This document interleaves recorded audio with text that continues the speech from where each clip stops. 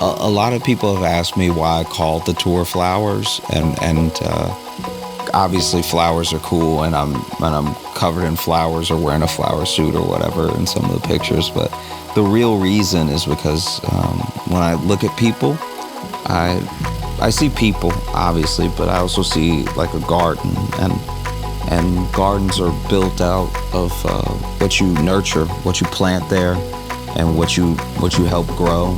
And it's the mission with flowers to build and bring as much community as possible, bring it to people who feel like they don't have it, and nurture it in the places that are already doing a great job. And so, you know, whether it's me doing something, or it's the flower girls, or it's just like the staff as a whole, you know, we're all striving to leave a mark on every place that we go, to make it feel a little bit more unified in any way that we can.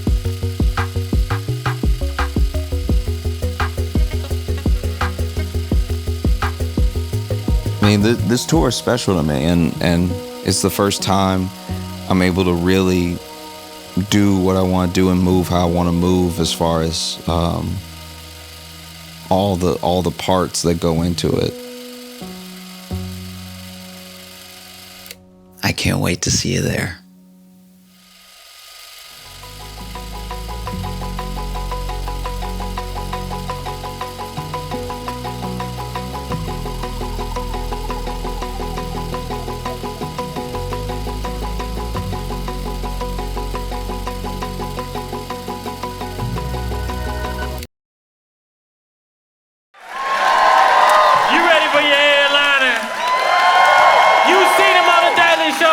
YouTube, put your hands together for Josh Johnson!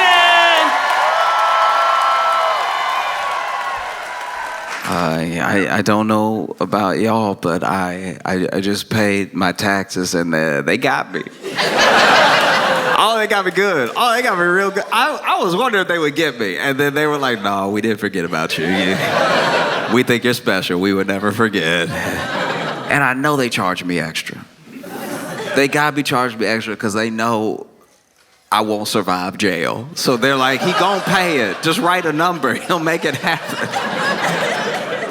It's been great traveling this week. I've been able to go to Milwaukee, Madison, now Minneapolis, and everything. When I was in Madison, there was something sort of curious that was happening. You know, I like being in Minneapolis because y'all smile an appropriate amount. You smile when something good is happening. You know what I mean? When I was in Madison, there were so many errant smiles. There were people just looking forward like, huh.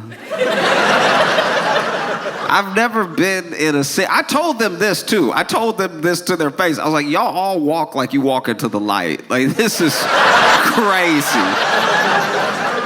I try to be a jolly person, but this is insane.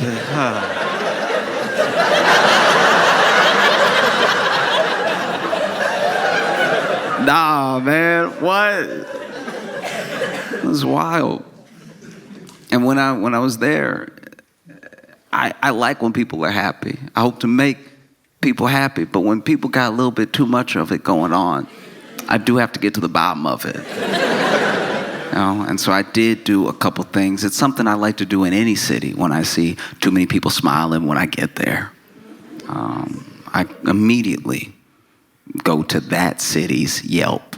Because I'm like, there are problems here somewhere. We just have to find where they are. You know what I mean? Not everything is a 5-star experience. Not everybody gonna give a 5-star. And it didn't take long. I found a 1-star. I won't name the establishment, but the review simply said, their old fashions taste like barbecue sauce.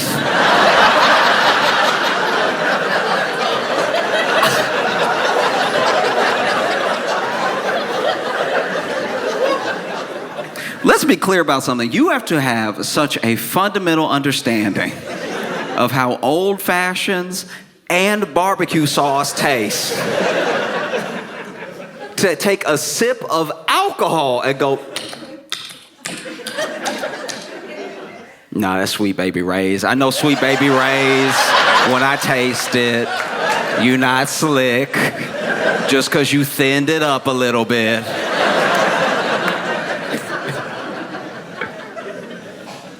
Oh, it's tough too, because when you're dealing with some of this happiness in different places, you wonder, did y'all get taxed? I mean, they must have skipped over y'all if y'all so happy all the time. And I think sometimes taxes feel extra difficult because when you pay them, you feel like you're paying them for everything that happens next, not to pay for the life you were living up until that point. Does that make sense?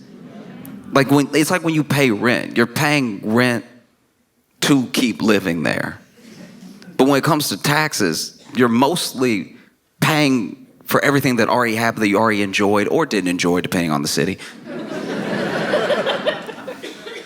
And I think that if you got something back with your taxes, let's say you pay your taxes, they give you that tax return and everything. You can read all the numbers, why they say you owe what you owe or why you got back what you got back. And then they list next to that what they paid for with it.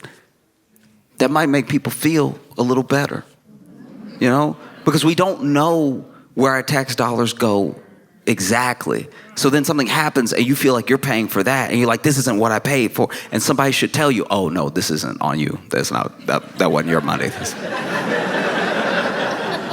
You know what I mean? Like paying taxes as part of a country feels like when the bill comes and you gotta split it, but you only got wings.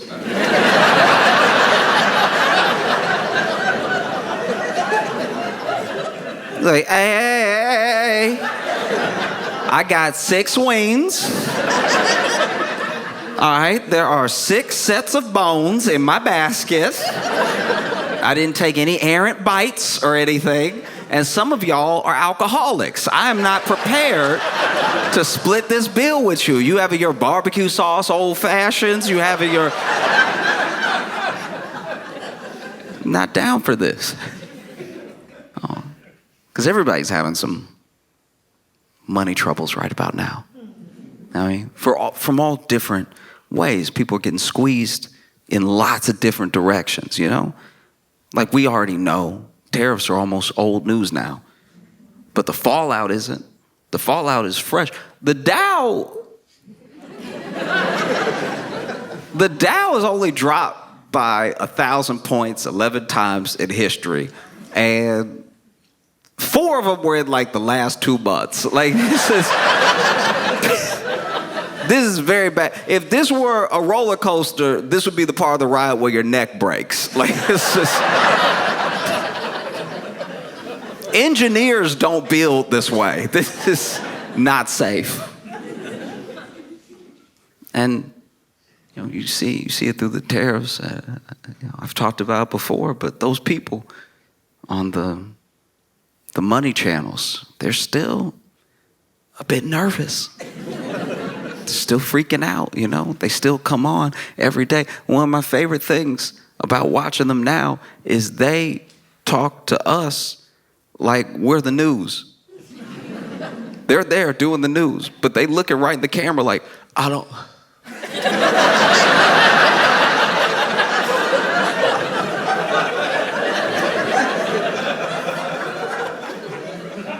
What y'all think?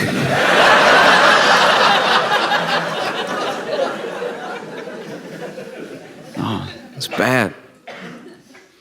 You know, like just this week, you know, you had people losing money in all sorts of ways. I mean, Kristi Noam.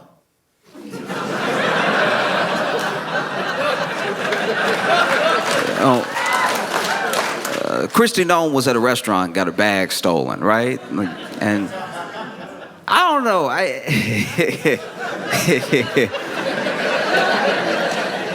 It is wild. Okay, because then you have to... Okay, I'm trying to figure out how to put this. Okay, so then when you report your bag as stolen, right, and you got to list the contents of your bag, you know, her bag had her driver's license in it, had her passport in it. She had $3,000 in cash in her bag. $3,000 in American dollars. $3,000 in cash. What you doing, Kristi? That's $3,000. North American, south of Canada dollars. She had $3,000. That would make sense if this was like the 90s. You know, it's the 90s. You got it like that. You got 3,000 on you. You know, okay, you might see a food truck, want to treat the town.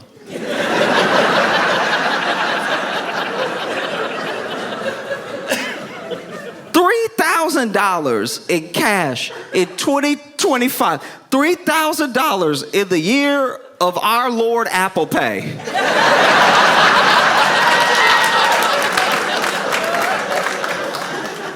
If I had been the cop that she reported to, that the business, and she told me, listen in the back, oh, my DHS badge, my passport, my driver's license, so much stuff was in there. I had a couple of Jolly Ranchers, and oh yeah, $3,000 in cash. I'd be like, oh,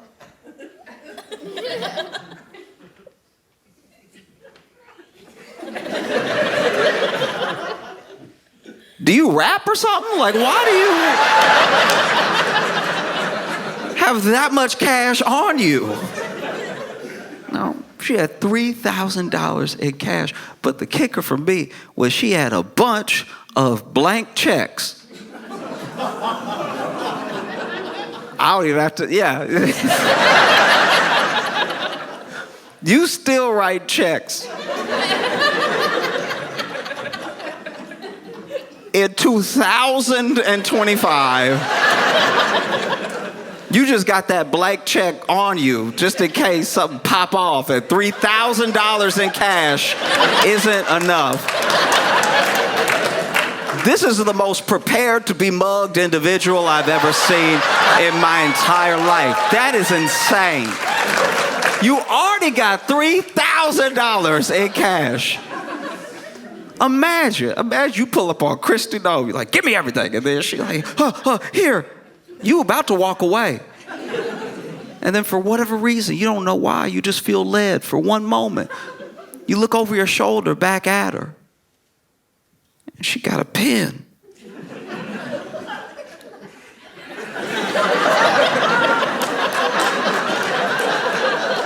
You said give you everything, you know.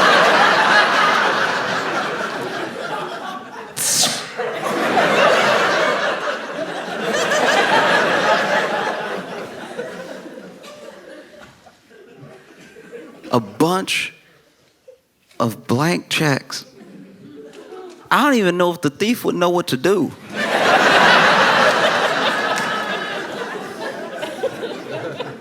Like, there used to be whole departments dedicated to check fraud. And now it's like 2 dudes. People are not writing checks like that anymore. I bet you. They dump the contents out. They're like, oh, we score. We got $3,000 in cash. We got her DHS badge. I'm sure she's going to want that back. We got her passport, her driver's license. Oh, we got everything.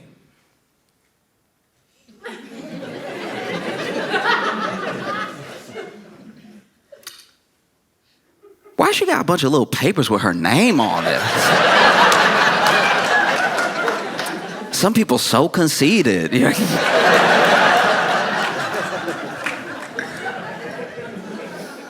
No, because I had an incident happen to me when I was in college, where I left for the break, and when I got back, the RA, resident assistant, comes up to me as soon as I get back on campus, and she's like, hey, I'm going to walk with you to your room. Now, you could get in trouble at the school I was in. It was a dry campus. You could get in trouble for like having alcohol in your room, or like if they found anything. Sometimes if there was even a whisper of something in your room, they'd at least want to check it out. And so I didn't know if maybe somebody had said something. I lived in my own room. I had my own like dorm room by myself. And so I was like, I know nothing should be in there that I don't know about, unless maybe I left it unlocked. Somebody put something in there. I don't know. So I'm kind of freaking out on the walk to get to my room. And then I go ahead, I open the door. And before I open the door, she's like, okay, don't freak out. And I was like, that's not how you start. It's the least helpful way. She's like, don't freak out. While people were gone on campus, there were a series of break-ins, and your room was one of the ones that was broken into. Right? Now, this isn't like me being like poor me, but everything I had is everything I had. Right? So I like the stuff that I left there, I have one of everything. Right? And same for the stuff at home. And so I'm opening the door thinking like, oh my gosh. Like, I don't have money to replace things that might be missing or broken, you know. So I open the door, and my room is trashed. It's like fully ransacked and everything.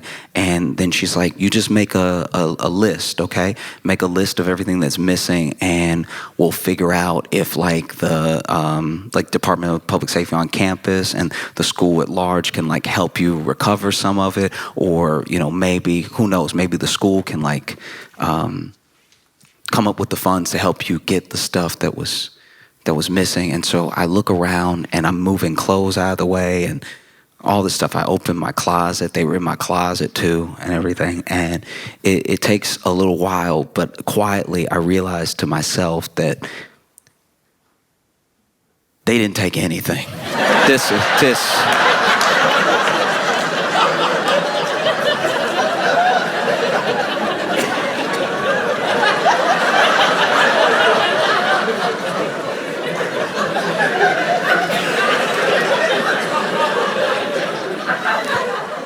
How embarrassing it is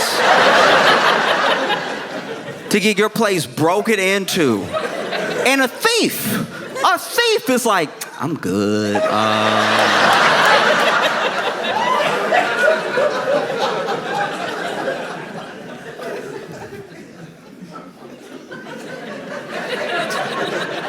What do you do? What do you do? You know, I'm in my head, quietly walking around. You know, RA is still standing in the doorway and everything. I'm getting defensive in my head. I'm like, all right, I got a couple of good DVDs, all right? They not Fight Club fans? Like,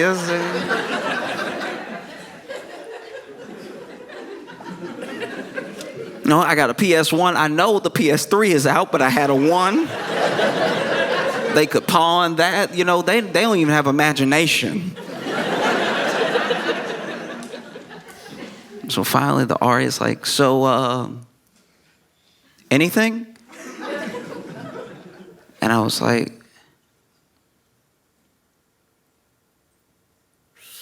yeah, they took my Gucci watch. I had 2 Chanel bracelets. You gotta put the bracelets down. Please write the bracelets down, okay? And I had about $3,000 in cash. You know?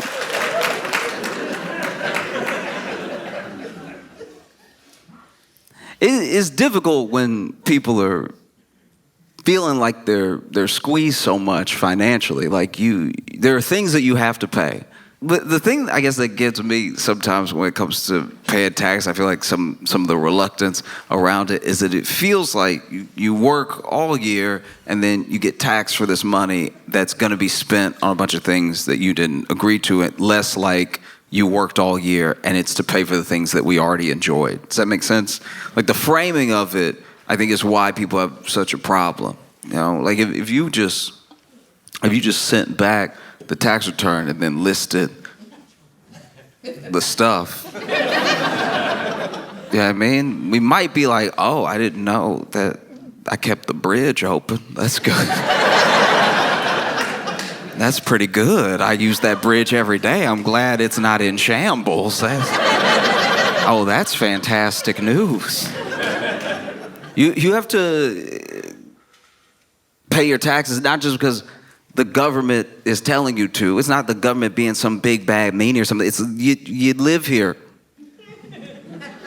And you use the road, so maybe chip in so that it doesn't fall all the way apart, you know? And like that's not to say, really quick, that's not to say that I just, pay my taxes blindly and love it and never question where it's going, because it is your money as well, so you deserve to have some say in where it goes. That's why we elect people to Congress. It's why we pick the officials that we pick, even on a local level, because we're like, you work for me. You are my employee, and here are the things that I want to see. These are things that I don't want to see. It feels like in this moment we're in a real predicament of, I guess the best way I can describe it is I used to work at a store, and when I worked there, they promoted this one guy that was like, one of us, one of the cashiers. They promoted him, and they really shouldn't have done it. They clearly weren't paying attention. Like I was barely a good employee, and he was worse than me by far. And they promoted him. I was like, that blows my mind. And I wasn't jealous. It wasn't like I wanted a promotion. I felt like my duties to my level of commitment were right on par. Like I was like, let me stack the grapes, let me stock the shelves. Don't ask me to do more, and I promise not to do less, okay? But he was actively bad, and they promoted him. And a good example was he wanted to go to business school, and one of the assistant managers said, "Oh, I used to, go to business school. Like I graduated from business school. I tell you what, I will give you all my old business school books. I don't know how much of it will transfer, how much it will actually help you, but it can get you started before you actually start school. You might be able to learn some of the basic concepts. It'll help you, right?" And that was a very nice thing to do. He didn't need to do that. I respected that very, very much. He saw somebody with a dream. He wanted to help them along, And so he gave him these books. And I'm not even kidding. The next day, this dude comes to work and accidentally knocks over about a pallet's worth of wine because he was walking while reading the book. The book, I'm not even kidding, was called How to Understand Business. And this is who you promoted. We're in the business of selling groceries. We buy groceries from places. We hold them until people want to buy them from us, and then we sell them to them. We're in the business of buying and selling groceries. He will stand in direct conflict with our ability to buy and sell groceries. And you've promoted him. We're in a similar predicament now.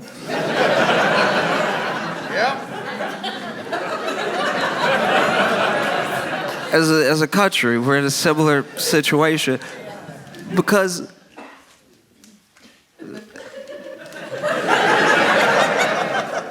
Pete Hegseth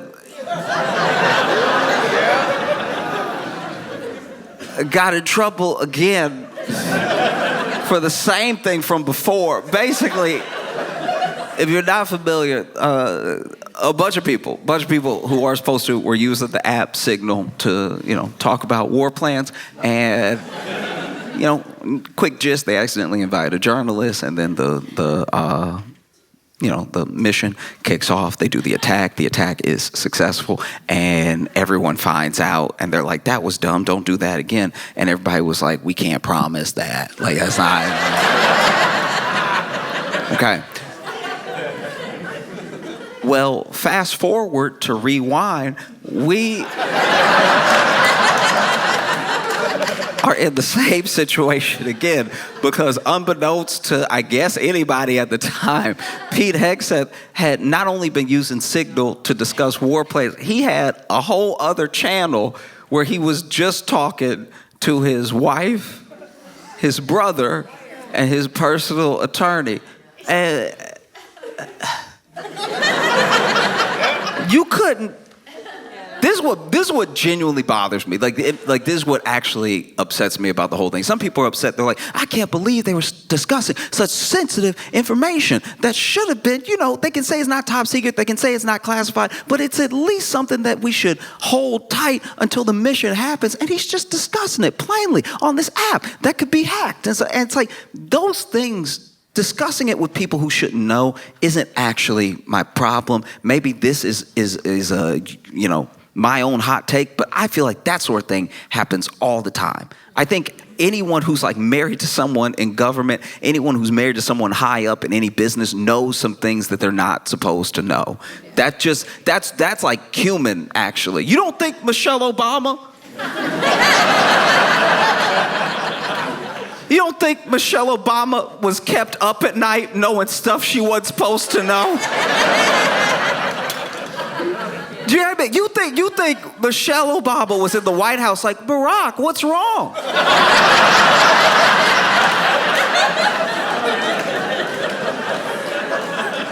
And then Barack was like,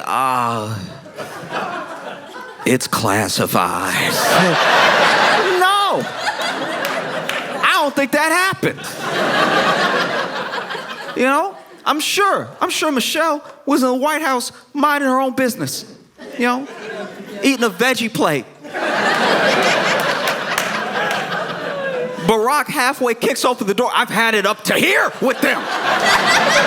Okay? They want to kill everybody. They want to blow the world up. Now you sitting there, you Michelle, you like, oh, I don't even want my carrots anymore.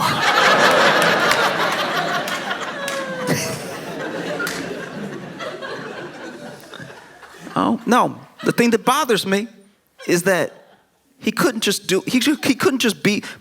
couldn't be professional, and wait for an hour till he got home to tell her in person. Like, just do it the way people normally do it. Walk in the door, be like, you won't believe. Like, that's the way you do it. But when I pay my taxes, I do get upset when I see it blatantly being misused. Like when Pete Hegseth is supposedly building a $40,000 studio in the Pentagon to do his makeup before he goes on TV.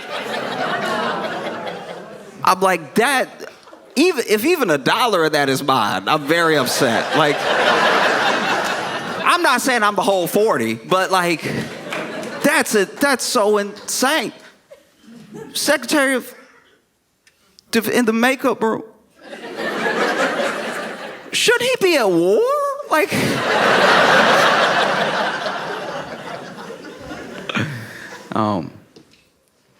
every once in a while, you come into contact with somebody that from.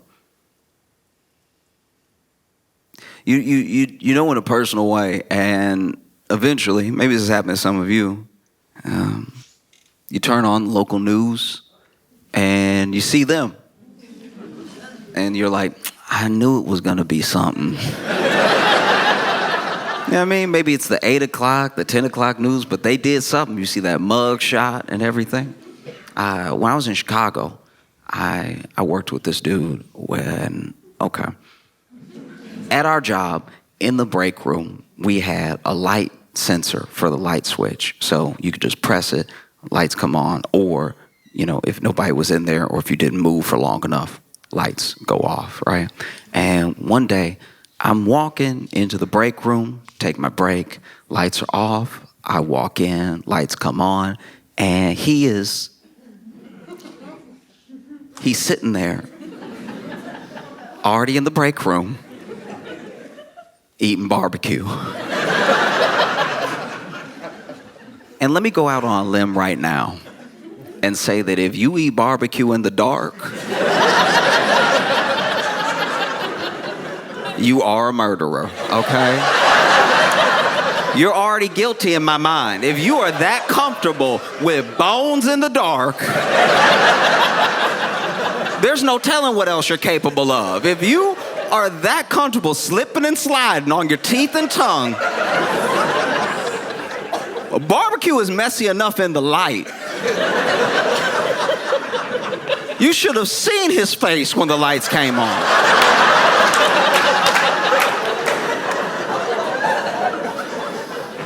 It was insanity. And then I walk in and he not even, if it were me and that happened, because I try to put myself in his shoes. I try to be empathetic. I'm like, okay, let's say you eating barbecue in the break room on your break, right? Kind of a heavy meal for a 15-minute break, but to each their own, you know what I mean? You go be sleepy when you come back, but I want everybody to enjoy their life. So let's say you're eating barbecue in the break room and you are somehow doing it so still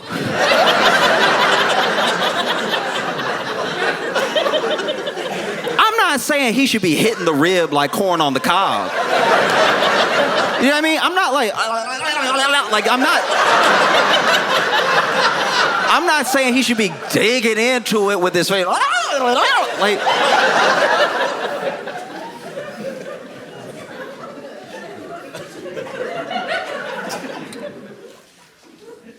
in case you're wondering, that is, at least in my mind, the sound you make when you eat barbecue in the dark, like that. If you eat barbecue in the dark, you don't eat it like the rest of us. The rest of us chew like civilized people, but if you in the dark eating barbecue, you are wilding out. You're doing whole other sounds and effects that the rest of us don't do, you know?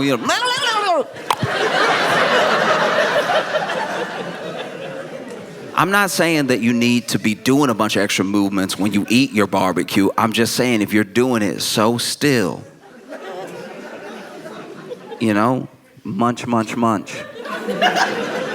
Munch, munch, munch. Munch, munch, munch, munch. Munch, munch, yum. Munch, munch, munch, munch. If you're doing it so subtle that a light sensor, that technology was like, ain't nobody in the room. And then they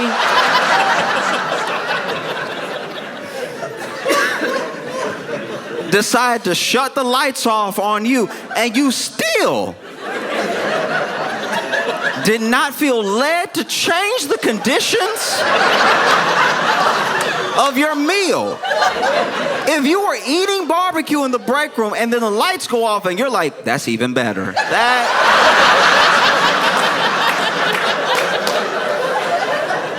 That tells me you're not right in the head. Something is going on with your mind or your spirit. Something is evil in you.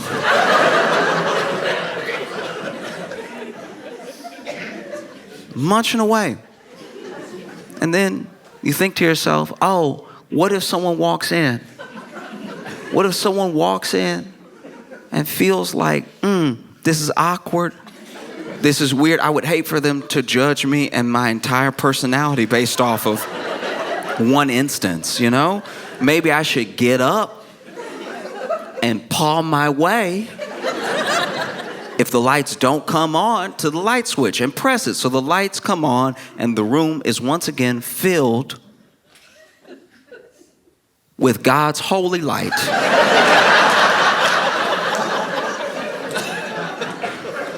I even tried to extend that olive branch and be like, you know what? He probably didn't want to get barbecue sauce on the switch. You know what I mean?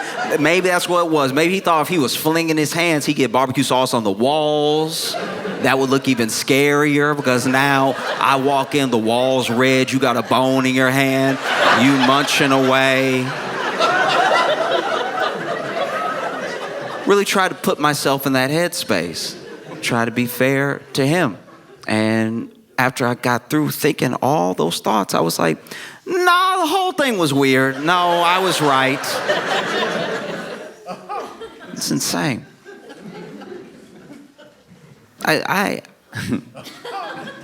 Okay. Side note.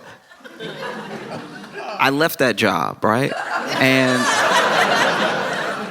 one day I was catching up with a different coworker. I was telling them what happened, right? I was like, hey, I was super weird. Like, I get in there and, you know, he'd been in the dark, so he wasn't fazed. It wasn't like something just happened and I walked in right after or whatever. And they were like, oh, you know what? I didn't want to tell anybody. But the same thing happened to me. Which means on a different day, this man was eating barbecue so gentle that he lost the light again. And this dude, okay, so look, so my coworker told me, they were like, no, okay, so when I walked in, that light, I think, was genuinely broken because I walked in and it was still dark. Like, it didn't just come on because I swung the door open, right? So we at least know now he didn't turn the lights off on himself. Because I did worry about that. I did worry that man took his break, went to the break room with his barbecue, knew what he was about to do, knew how unchristian he was about to behave, set the barbecue down on the table and was like, nobody needs to know. But yeah, so apparently there was a problem with the light in the break room, and they were like, yeah, but when I walked in, he was eating the barbecue, and I'm pretty sure he was choking. Which would make you feel bad for him for a second, until you really put yourself in that situation. Because if you walk in to a dark room, you assume nobody's in there. And the sound of someone choking on barbecue in a dark room does sound like a demon. It does sound... If you walk in and start... No, do it real quick. Close your eyes. Close your eyes real quick. I want everybody to close your eyes. Close your eyes. Close your eyes. Close your eyes.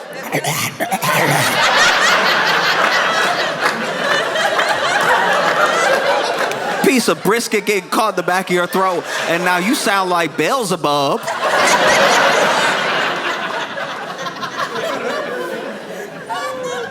No. And so then when the light from the door spilled in, they saw him, and they couldn't really make him out because they were kind of blocking the light themselves, just standing in the doorway. And they said that they just saw him like eating in the corner, which, why are you facing the wall? I forgot to mention that. That happened to me too. He was facing the wall. It's already dark. You don't need to worry about being seen. But he's facing the wall going...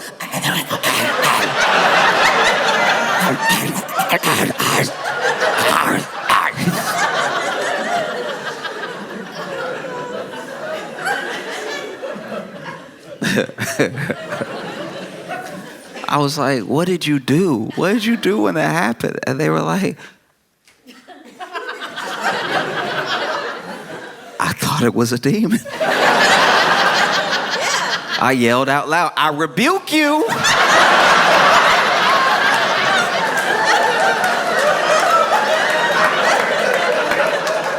And then I closed the door.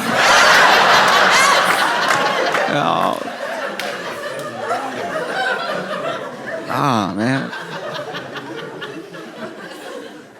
So then, you know, I'm chilling in my apartment in Chicago and watching the news.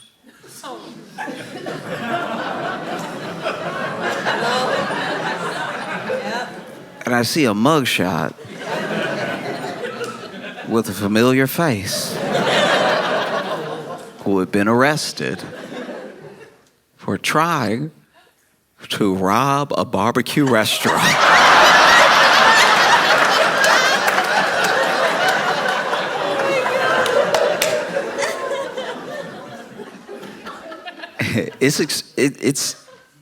it's especially tough right now because I think people are getting squeezed from more angles than we thought was possible, right? It's like, wages aren't increasing, jobs are hard to come by because of layoffs. Some of the layoffs are like the seasonal layoffs when, companies restructure and everything, things that we're actually used to. But then some of them are people losing their jobs in government. Some people are losing their jobs in the private sector in place of potential like AI advancements and stuff, all while you have the tariffs going on.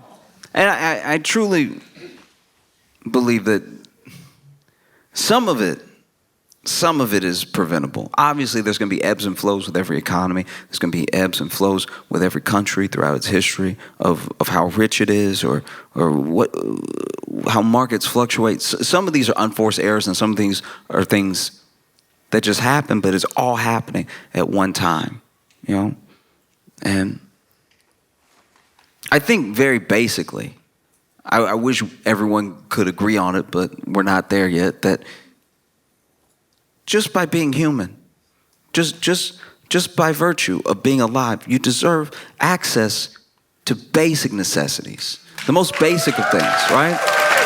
And especially if you're working. If you are working full time and you're still struggling to get the basic, we're talking about food, water, and shelter. We're talking about the most basic things. And I think sometimes when you bring up the people who are having a rough time, they're having a rougher go of it than is just, right? Life isn't fair, but you build the scale so that things can level out, so that they can be just. And when you talk about people who are having a rough time, who need extra help to try to get level, and they're working, they're doing their best. I think people conflate that with people who want luxuries or they want something for free. These people are already working. We are the hardest working country in the world. We clock more hours than anybody else, and we every year have less and less to show for it. We have less to show in healthcare. We have less to show in education and possibility of upward mobility. Every year we work harder, and every year we have less. We take less vacation days than pretty much anyone in the world, and for all of our hard work, we are not seeing the fruits of our labor. And there are people who will tell you, oh, but if you just work a little bit harder, if you just do it this way, oh, I'm smart, I figured it out, you will too.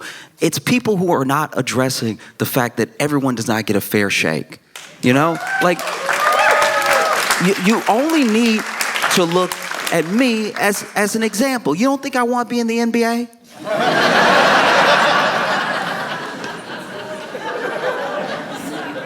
I did everything that I was supposed to do. I ate my greens. All right, I shot the ball. I did the running. I did everything. But trust me, if I show up to an open tryout and shoot my shot for whatever team will have me, they will be calling security. All right. And finances work in a similar way. I'm not coming down on anybody who came up well, went to a good school, and then through that good school, you made a connection which got you your job, which affords you your lifestyle. I'm not saying you don't work hard. I'm saying everyone doesn't have that same opportunity, And I think that at the very basis, right? At the very basis of food, water, and shelter, people get it in their head that even shelter means, a lavish house or something. Lavish. I'm not talking about lavish things. I'm talking about enough to get by. Everyone is fighting to get by. When you talk to people who don't have about what they want, they just want to be level. They're not asking for expensive, lavish things like outdoor furniture. Patio furniture is ridiculously expensive. It doesn't make sense.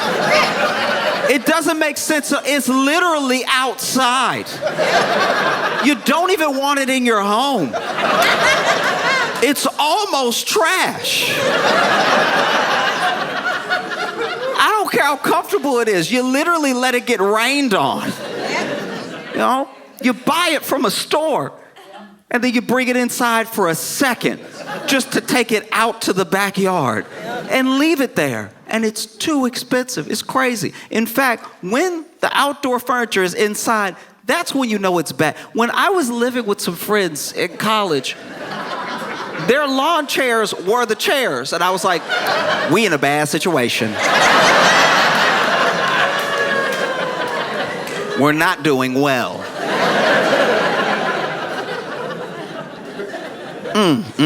You got the patio furniture in front of the TV. We about to die tomorrow.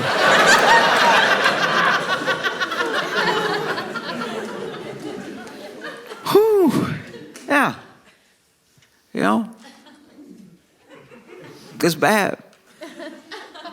It's bad. And it shouldn't be this bad, you know? You work, you pay your taxes, those things should come back to benefit you. And it's still that there's a narrative that's going on that's got all of us really going after and arguing with each other.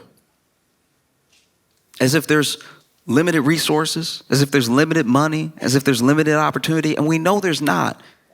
We know that there's actually plenty to go around. Even with the hundreds of millions of us that are in this country, there's plenty to go around because we know how much billionaires have. Because they make it known how much they have, you know? Like you see how much land they own and you're like, that is a lot of people could live there. That's crazy. Or you know that CEO that said he wanted to own all the water? It's like, that's something you keep to yourself. What a sociopathic thing to say. Oh, I want all the water. You can't even drink it. What's wrong with you? That's what kills me. It's like people think that it's solely government. People think that it's their job. They think it's not. I promise it's not. And what really burdens me, what keeps me up at night is that these people are siphoning all of this money. They siphon it from the government. They get benefits from the government. They get tax cuts from the government. They siphon all of this money. They siphon your wealth from you. They siphon it in wages by the fact that they don't increase. They siphon it off of like shrinkflation when they act like they cry poor and then they charge you more for less. They siphon all this money, all to what end? To have a few people have all that money. All of that money, more money than anyone will ever need in their lifetime. And you know it because they don't spend it. They siphon all of this money out. They are literally parasitic. And then they dress like me.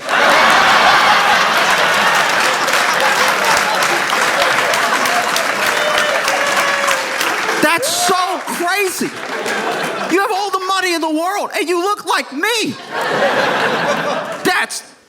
What are you doing? That's so crazy. Oh, it doesn't have to be this way. And I know sometimes you can feel powerless, especially when the big thing is happening, when the big thing is just going, you know. But it does, with a movement towards any action that is based in the people's wishes, it has to come to fruition in any instance. And you see it all over the world. You see people rise up in whatever form it takes to make their voices heard. And it's still very much possible. I know that there's a narrative out there that you're like a cog, that there's nothing you can do, and that you might as well just scrounge up as many pennies as you can to get by, and that'll be the best you can ask out of life. You know? It's to the point now where even people who cross over that $1 million threshold, they enter that tax bracket, they still feel that way. You could make $500,000. You could have $300,000 saved up, and you might sell something within your company, make another $200,000. You might cross that $1 million threshold, even by just a little bit, and still be like, I'm barely getting by. And people roll their eyes at that. They scoff at that. But the way that things are set up, unless you are uber rich, it's very easy to drop right out of that tax bracket. None of that is certain. You know, small business owners, some of them could be considered millionaires, but they'll tell you, they're like, my actual business and the people that I care for, the employees that I employ that depend on me for their benefits, for their livelihood, it's like we are month to month, right? So this structure doesn't end at just taking care of yourself. And it's why everybody to the best of our ability, we have to be looking at the whole. The way that they play it is the way that benefits them every single time. Someone who's already a billionaire would love for you to just try to be like me. You can do it if you work hard enough. That's the narrative out there. They don't talk about how many government benefits they get, how many tax cuts they get, that they were born rich. They don't let any of that into the story because it would kind of ruin the whole thing. You know what I mean? So, it's literally, it's up to you because we're already there. We're already in a place where I don't see how things are just going to get better by themselves. People are putting burritos on layaway. That's insane. That's so crazy. There are apps now that they come to you and they're like, hey, we'll let you finance your lunch, dog. Pay $3 now, we got you. And they do. They have you. And they don't let go. And before you know it, it's been a month, and that burrito that was $12 when you didn't have it is $65 now when you're done paying for it. And it wasn't worth it. And it siphoned more from you. The things that weren't already taken. They can take your wealth. They're taking it now. They cannot take your worth. If you know your worth, if you remember your worth, and you fight for it every day, and you fight for it with who you vote for, you go to your town halls and you speak to them and you let them know, we hired you. You work for us. We pay our taxes. Go tell them that this is done. It doesn't have to be this way. We can demand more. And the thing that we're demanding is not some sort of handout. We're demanding our work back to us in proportion for how hard we've worked. These people they genuinely believe that they built this company up by themselves as if there's some idea truly as a self-made man. It's like, even if you built a company and you ship the things to the people and they love your product and they want more of it, and you think you're such a genius, there are people driving that truck. There are people packing up those packages. And then there's the road that you didn't build.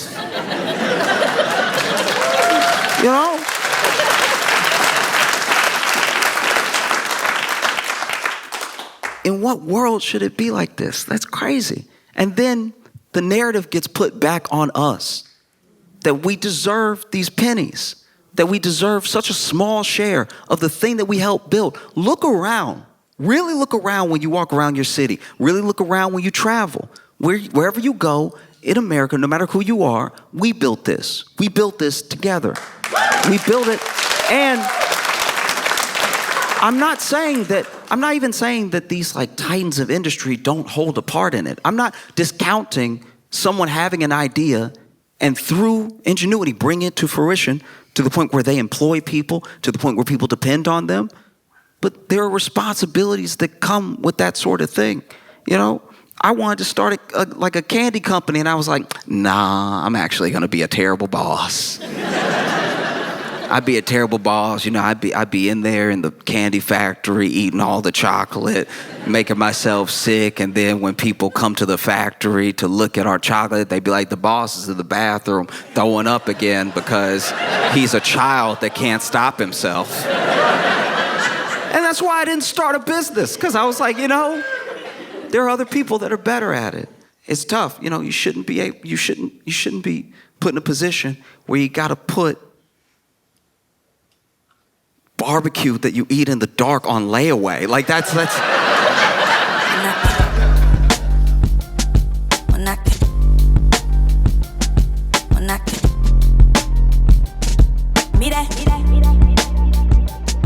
When I